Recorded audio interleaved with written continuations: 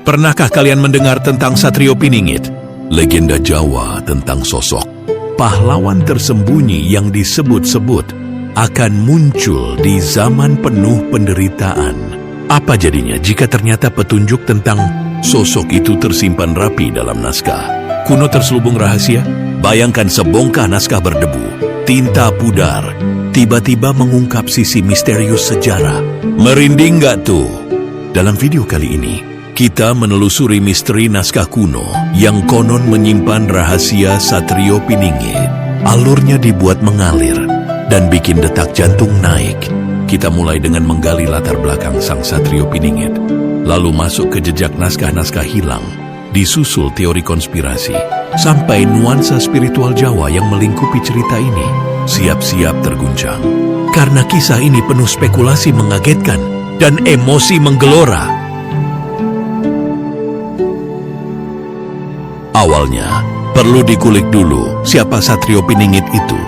Dalam ramalan Prabu Jayabaya, Raja Kediri abad ke-12, Satrio Piningit digambarkan sebagai ksatria yang disembunyikan. Masyarakat Jawa mempercayai sosok ini punya ilmu dan kesaktian melebihi zamannya. Wikipedia mencatat Satrio Piningit sebagai putra Batara Indra, berparas seperti Kresna, berwatak seperti Baladewa, dan bersenjata Trisula Weda. Bayangkan, pahlawan kayak gitu masuk ke abad kita. Dalam ramalan Jayabaya pun disebut Satrio Piningit muncul di zaman kacau, kala bendu. Okezon menulis, Satrio Piningit akan membawa keadilan dan kesejahteraan di masa penuh penderitaan dan ketidakadilan. Jadi ia diproyeksikan jadi pembawa zaman baru. Saat negeri porak-poranda, emosinya, harapan rakyat menunggu jagoan rahasia yang akan menyelamatkan bangsa. Detik Jatim menambahkan detail, ciri-cirinya. Satrio Piningit dapat memprediksi masa depan. Yatim piatu tapi hidup sangat mandiri, tidak suka meminta-minta, bijak, dan penuh welas asih. Hebatnya, dikatakan juga ia berwatak seperti dewa dan membawa Trisula, sekilas mirip tokoh wayang kan? Semua ini bikin penasaran, benarkah ada orang sakti seperti itu? Menariknya lagi, Satrio Piningit juga dikaitkan dengan legenda Sunda. Dalam cerita Prabu Siliwangi, ia diibaratkan budak Angon, anak penggembala.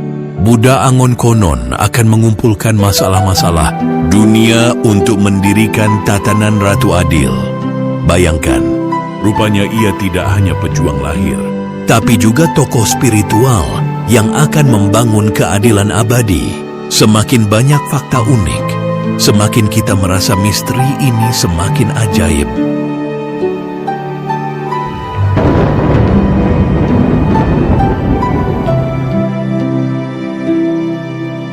Sekarang mari kita lihat ke kisah nyata yang mengejutkan. Di Museum Radia Pustaka Solo, pernah terjadi pencurian besar manuskrip.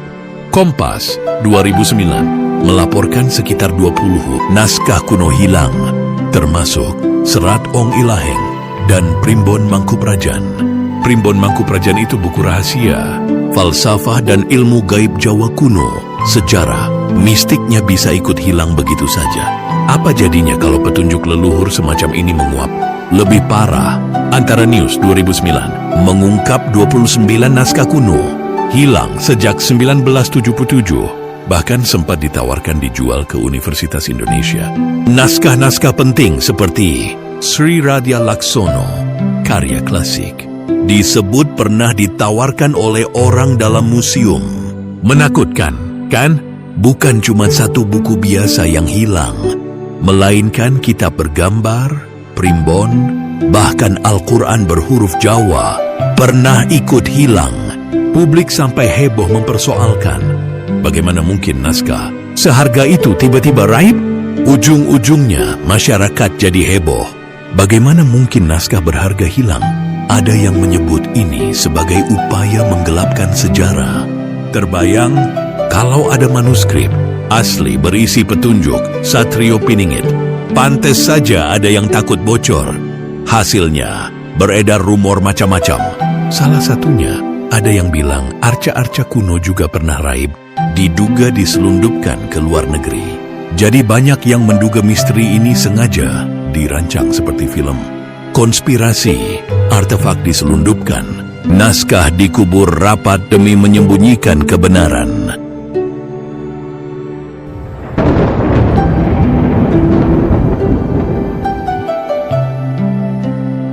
Disinilah cerita makin menggila, teori konspirasi bermunculan, spekulasi berseliweran. Apakah hilangnya naskah itu kebetulan? Atau ada pihak tak ingin kitab-kitab itu dibaca? Beberapa netizen menyebut, naskah kuno serupa Kakawin Bharatayuda sengaja disembunyikan. Ada pula dugaan, pemerintahan tertentu tidak mau ramalan asli Jayabaya tersebar. Konon, naskah-naskah itu dianggap membahayakan kestabilan, sehingga mereka enggan publik memahami petunjuk leluhur. Banyak yang curiga ada oknum di balik bencana naskah hilang ini. Mungkin naskah kuno itu dulu dipakai untuk agenda rahasia, prediksi mereka. Lalu muncul skenario bak film. Misalnya, naskah kuno rahasia diselundupkan ke luar negeri, digantikan salinan palsu. Pertanyaan pun mengambang, mengapa cuma naskah syarat simbol dan primbon yang hilang? Konspirasi makin liar ketika dikaitkan dengan keyakinan rakyat.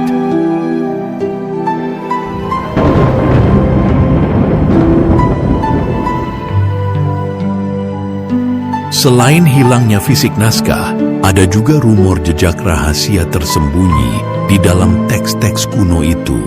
Misalnya, beberapa orang menafsirkan bait-bait wayang kuno atau primbon tertentu sebagai kode masa depan. Mereka berpendapat tokoh dan simbol dalam naskah kuno itu, jika dilihat dari sudut berbeda, bisa membentuk ramalan. Contohnya, ada yang mengklaim baris tertentu di Kakawin Bharatayuda mirip data modern kita sekarang. Ini memang spekulasi, tapi bagi penggila misteri, terasa seperti petunjuk akal besar dari leluhur. Belum ada riset ilmiah tentang kode-kode ini. Semuanya masih di ranah teori. Namun, netizen tetap saling lempar teori-teori ajaib.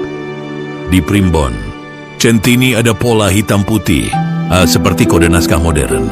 Begitu celetuk mereka, pendapat macam ini mungkin abstrak, tapi bagian dari daya tarik konspirasi. Setiap garis, usang di lembaran kuno bisa ditafsirkan sebagai makna rahasia terselubung. Intinya, kita serba penasaran. Apakah benar nenek moyang kita meninggalkan pesan-pesan misterius di balik naskah-naskah kuno?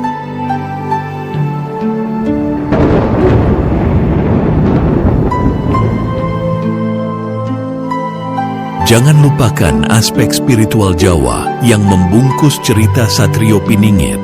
Dalam budaya leluhur, pesan moral dan mistis sering terkandung dalam kisah rakyat. Contohnya, Sunan Kalijaga mengajarkan bahwa simbol Budak Angon memanjat pohon belimbing adalah metafora kepemimpinan adil. Ini artinya, cerita Satrio Piningit dikemas agar beresonansi dengan nilai agama dan tradisi lokal. Wajar kalau kisah ini begitu syarat makna, spiritual pun jadi bagian utamanya. Salah satu contoh lain datang dari legenda Sunda, Uga Wangsit Siliwangi. Ia memuat pesan misterius. Setelah Gunung Gede meletus, 7 gunung. Ratu Adil, kini carilah pemuda gembala. Jangan menoleh ke belakang. Gila, merinding gak?